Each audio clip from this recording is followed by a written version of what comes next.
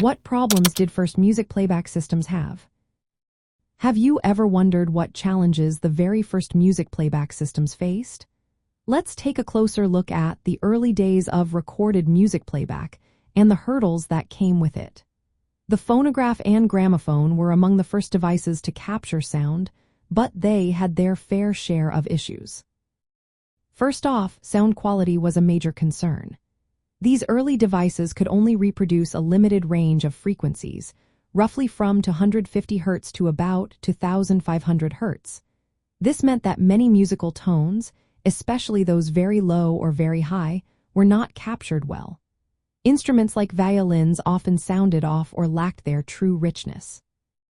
Additionally, the volume was quite low, which meant musicians had to play loudly and position themselves just right to achieve a balanced sound.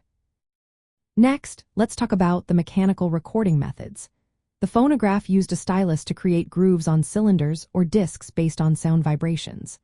This process was purely mechanical, which led to challenges in copying recordings.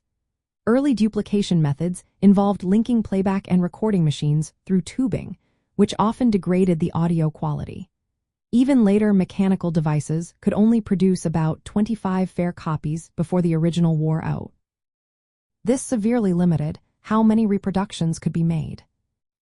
Another issue was the labor-intensive production process.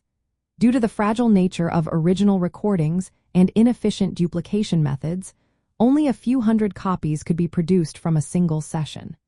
This scarcity meant that performers often had to repeat popular pieces multiple times during long recording sessions just to create enough masters for distribution.